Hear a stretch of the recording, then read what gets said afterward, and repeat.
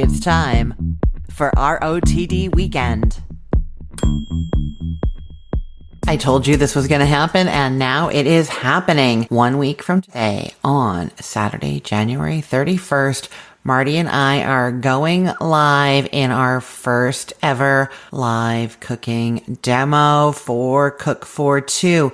This first one is not restricted to members. We want people to see what we're going to be doing all the time and get a taste for it and see if they want to join our Cooking for Two community. So this is going to be on Saturday on YouTube. I will be sharing the time and other info. I think it's going to be at 2 o'clock, but I don't want to promise just yet. It's probably going to be at 2 o'clock. I will be posting the link, all over. If you follow me, it'll be in the Recipe of the Day Facebook group. It'll be on Instagram. It'll be on my own Cook the Story page.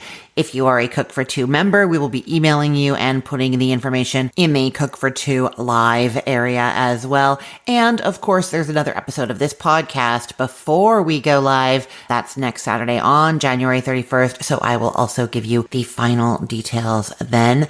But be ready. We're going to be going live for a good hour and a half to 2 hours. We're going to be cooking, I want to say 5 recipes. It could be 4 or 6, but the 5 I have in mind already are there. And my goal and my plan is for, as I'm cooking these recipes, to be talking about the different strategies that you need when you are shopping for a small household, prepping for a small household, meal planning for a small household, and doing the cooking as well. So it's going to be recipes, but also strategies and tips. And Marty is not really a cook, but he is an inquisitive, academically minded gentleman. And so he is going to be paying attention, asking me questions. And if you are commenting on the video as it's live, he'll be answering your questions as well, or asking me your questions so I can answer them. It is going to be really fun. I know if you've been listening to this, you know that Marty and I have been doing all these improv classes. We are in level 5 of the SAC Comedy Lab improv classes, which is the highest level that they have. So I don't know what that means exactly, but we are, we've been doing this for a year, and it's kind of like the equivalent of doing 3 semesters of a university level course. So like if you took psychology in college, it's like we've done, September to December, January to May, and then a summer course all in psychology. So we kind of know a lot, and we're applying that to these live demos. Not really the comedy haha part, but just vibing off of each other, having a good time, and making sure that everybody watching is having fun too and learning. And yeah, I think it's going to be a blast. I will admit that I am nervous, not about the cooking or about the interacting with Marty, more just about the video parts. Am I standing in the right place?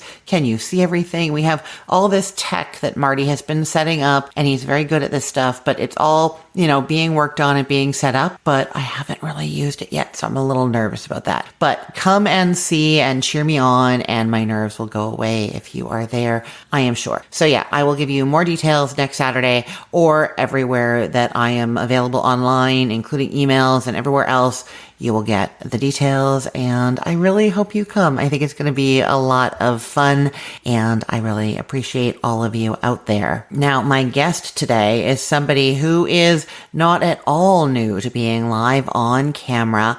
I am talking to Chef JRob, Chef Justin Robinson, who has been on Chopped. He has been on Food Network's Iron Chef Showdown. He's been on Fox's Master Chef, and most recently, he is on Ciao House. So Chef JRob knows more than I do about being live on camera or being long form on camera. Often these things are pre-recorded, but they are full on going when they are on, and there's no stopping to fix the direction that you're looking at the camera or any of that, right? So Chef JRob is here to share a little bit about those televised appearances, but he's also here to talk about duck. Chef JRob works with tastyduck.com and has these really cool meal kits with them and ideas for using duck for Super Bowl, which is coming up so soon. And he's just very knowledgeable about duck and has a great perspective on cooking and cooking for company. So I know you're going to love this conversation. Let's listen now to my conversation with Chef JRob.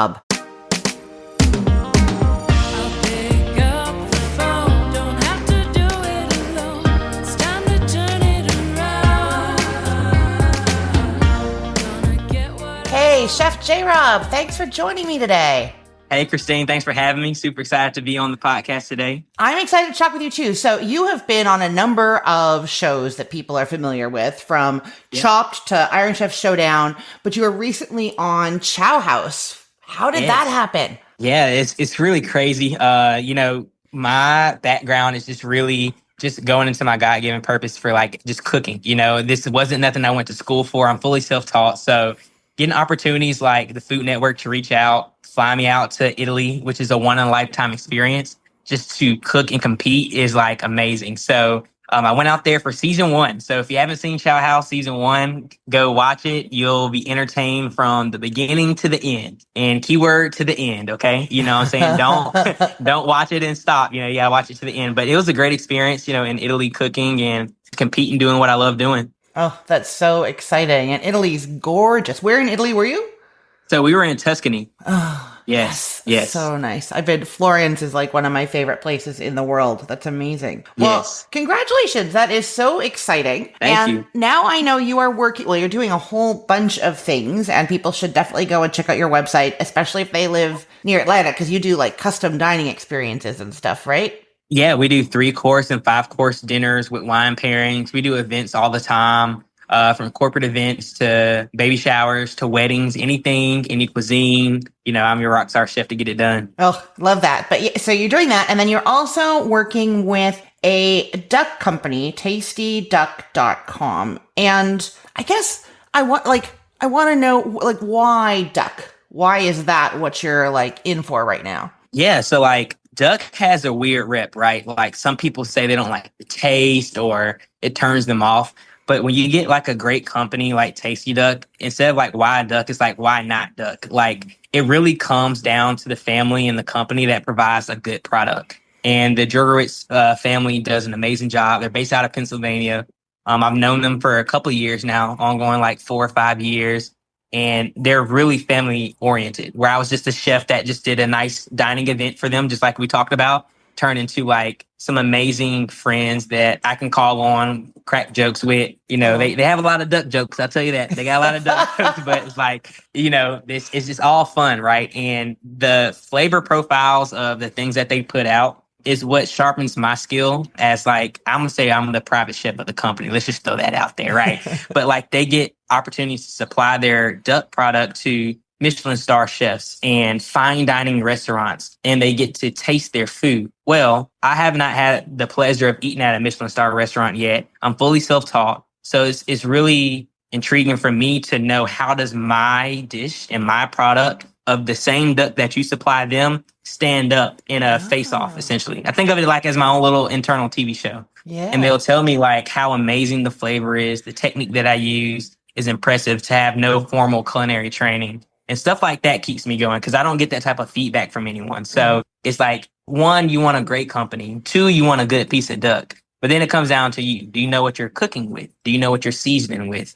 And those are like the hurdles that some people have to go through when they're buying duck. But, that's why I had the pleasure of, partnering with Tasty Duck to bring in this meal kit where you have the seasonings that are my own blends. So it's going to taste fire. You have their duck, which is an amazing product. You don't have to grocery shop. It's going to be a good product. And all you got to do is follow the instructions in the meal kit to cook, and it comes out perfect every time. That's really cool. And it's like really accessible, because you're giving them the duck and what to use with it as like a little meal kit. So that's really cool. And I'm just going to say the recipes that are listed with it, one is Thai and one is a gumbo. And that makes Yeah. me realize, kind of tied in with what you were saying a second ago, we tend to think about duck in terms of like fancy restaurants and like French dining and that sort of thing. And we don't think of it as, just casual and easy to cook with. Do you know, like, why is that? And how do we like change our mind around that?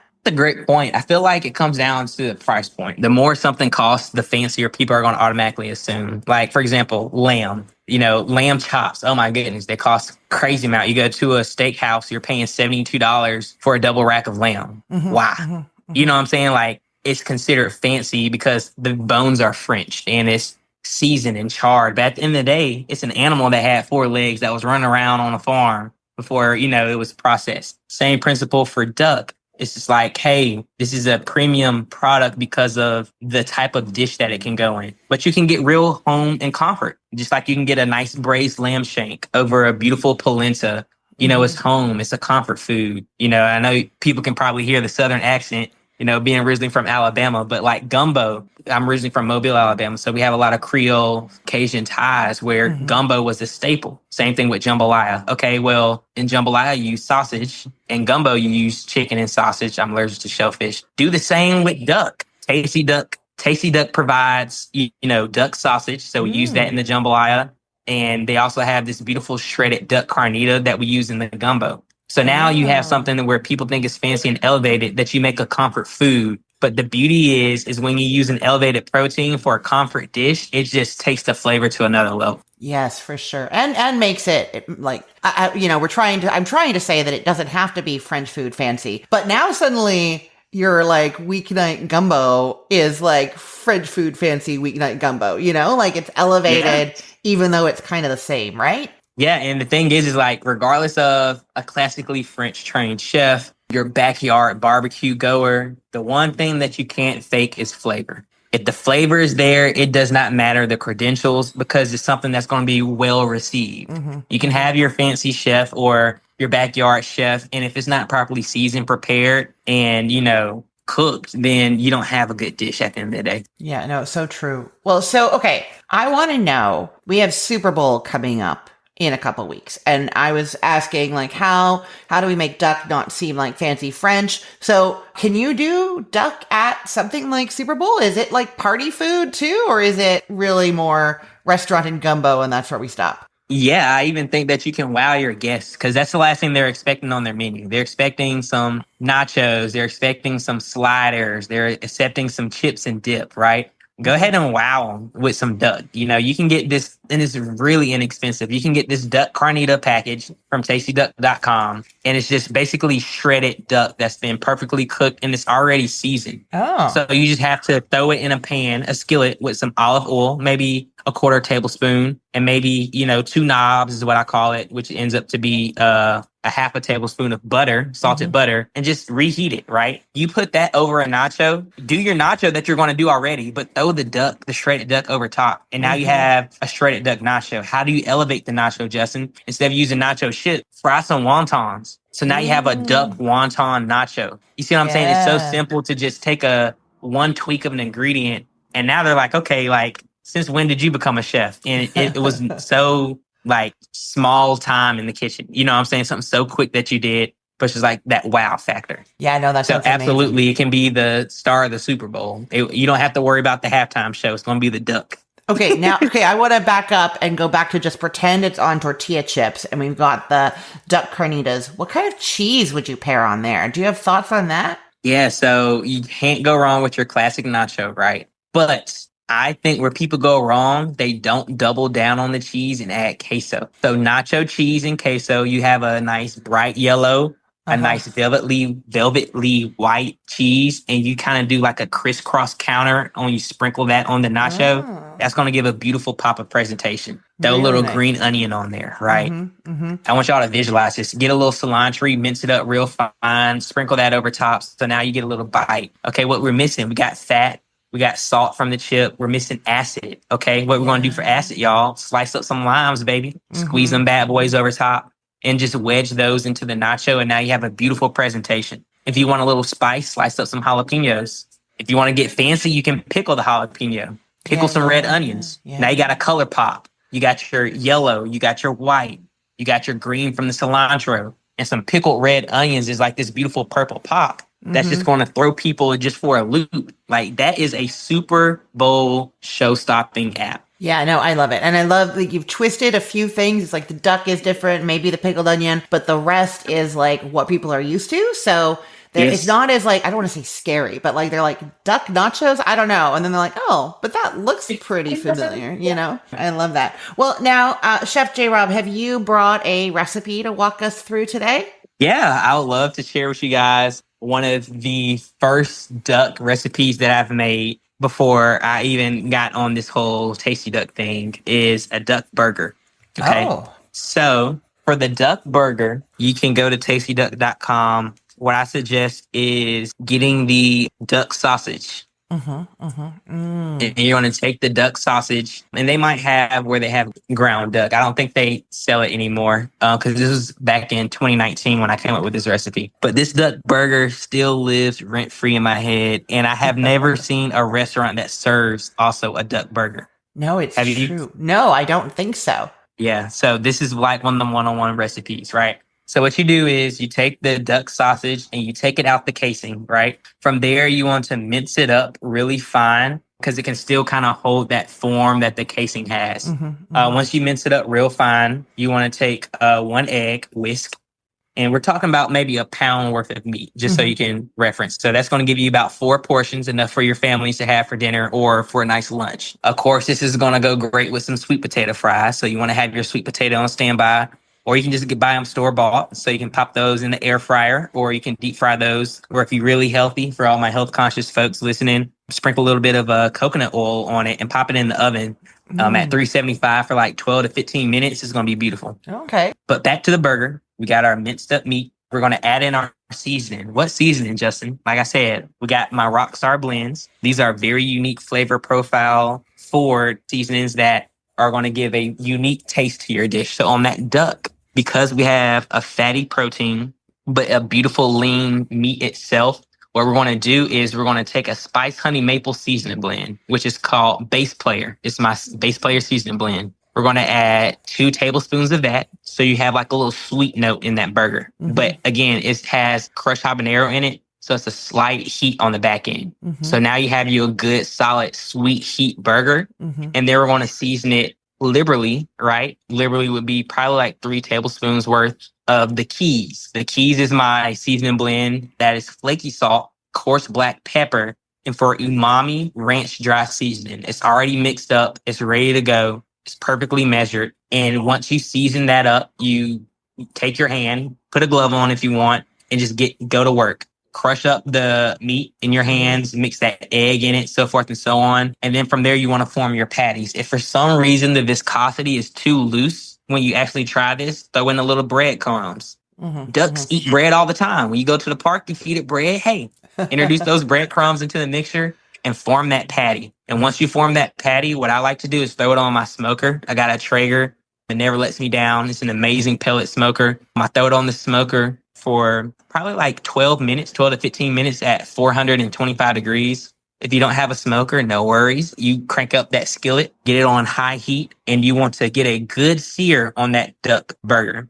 And then you'll finish it off in the oven. So you'll sear it hard on each side in some extra virgin olive oil for 3 to 5 minutes. And then once you sear it for 3 to 5 minutes, you'll finish it off in the oven for an additional 8 minutes at 425. The same 425 that will be on the grill, you'll do it in the oven. And then you'll have a beautiful, juicy burger. Wow, that sounds amazing. What would you put on there in the burger? You got the sweet potato fries in the oven. You've just finished the duck burger patty. You're putting it on some kind of bun. And what do you recommend goes on there? So I'm a simple guy. I cannot stand condiments, so I'm biased. I'm not a ketchup or mustard guy. So all I eat on my burgers, guys, do not judge me, is pickles. Oh, I just love pickles. Pickles, though, I will tell you, especially like a good like dill pickle or deli pickle. If I'm in a restaurant and the burger looks good and it doesn't list pickle as one of the things that comes on it, I'm not getting it. No, I won't order it. Chicken burger, beef burger, if there are no pickles on there, and I'll even sometimes, especially like fancier restaurants, if it says pickle, I'll be like, is this a sweet pickle or like a crunchy, salty, sour pickle? If they say sweet, I'm like, nope, sorry, not on my burger. Who came up with that? Whoever came up with that needs to have their invention revoked. Yeah, no, you just need like a classic crunchy like dill pickle deli slice, and yeah, I put some condiments on my burger. I'm originally Hmm. Canadian, and we're Okay. infamous for mayonnaise on Hmm. everything. So there's mayonnaise on my burger. But really, if it's a burger, maybe some cheese, pickle slices, mayonnaise, I'm probably fine. So you're Love it. saying duck burger, just the pickles and the bread and the It burger speaks patty, for and itself. that's Now, if it. you want to really get fancy and have like an artesian burger, crafted burger, maybe some bacon jam, Oh, bacon jam and arugula would be a good subtle bitterness from the arugula. yes. You know what I'm saying? Sweet and saltiness from the bacon jam. And that with the duck, I might go, I'll have to order some tonight myself. I'm going to have to make that. Like, I done talked it back up. I haven't made it since then, but it's a staple recipe for sure. Oh, well, I I hope think y'all enjoy. it sounds amazing. I'm so grateful that you've been talking to us today. Chef JRob, can you let people know where they can find you online if they want to learn more about all the things you do and more about duck? Where should they go? Yeah, party people. So I appreciate you guys for listening. If you want to find me on social media, my Instagram is chef.jrob, JRob. And I'm in Atlanta if you're local or in the area. I'm known as the Rockstar Chef. So you can find me anywhere, book me for anything. And we travel all the time. We do events in Vegas, California, Florida, New York. It does not matter. You know, we even been to St. Lucia. So like there's no limit. If you want some rockstar flavor for any event you have, you know, hit my line. We'll be more than happy to take care of you. And my website is chefjrob.com. Wonderful. Thank you so much. Thank you so much, Christine. It's been a pleasure.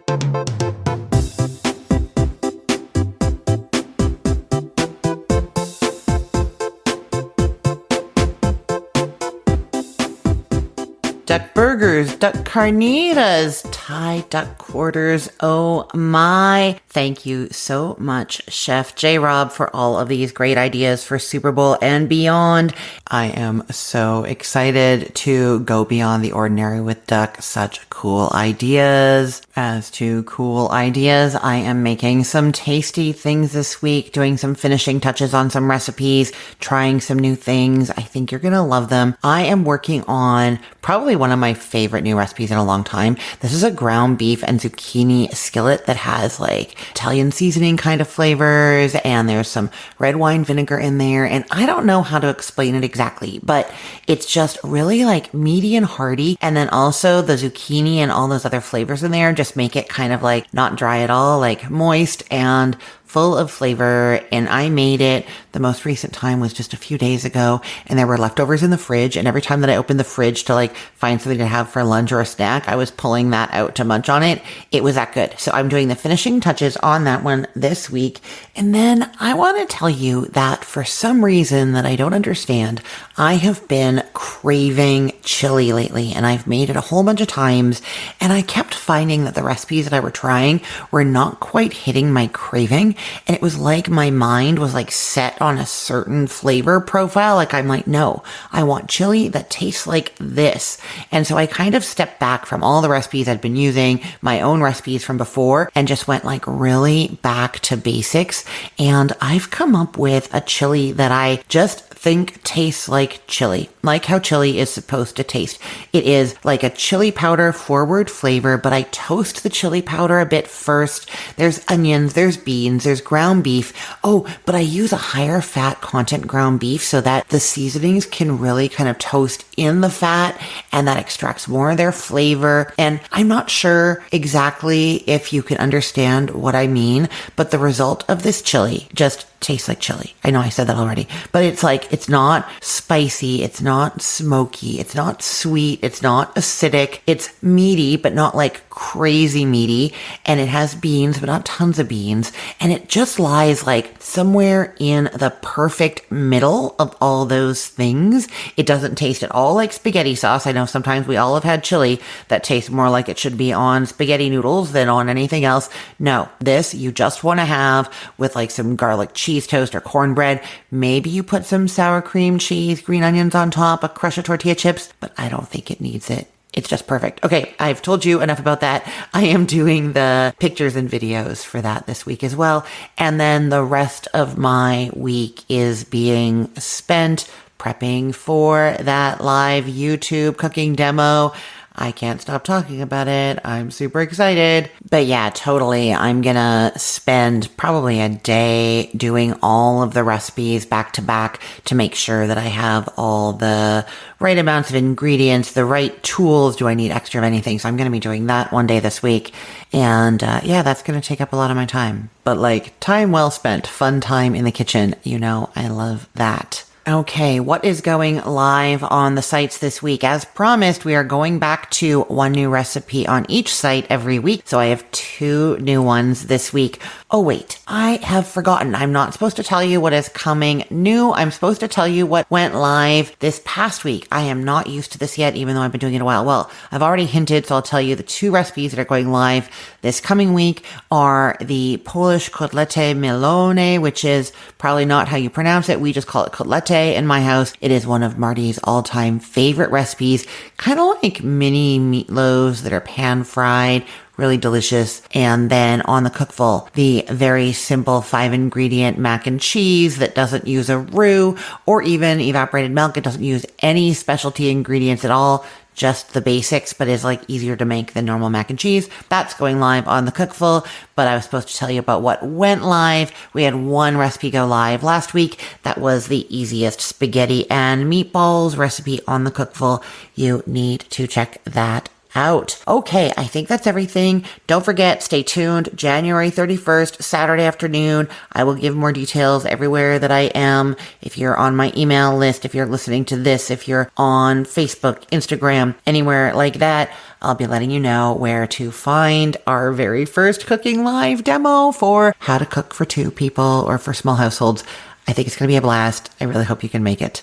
Okay, I am Christine Pittman from cookthestory.com, thecookful.com, the all-new chicken cookbook, cookfor2.us, and from this podcast, Recipe of the Day. I hope you have a great weekend. Let's get cooking.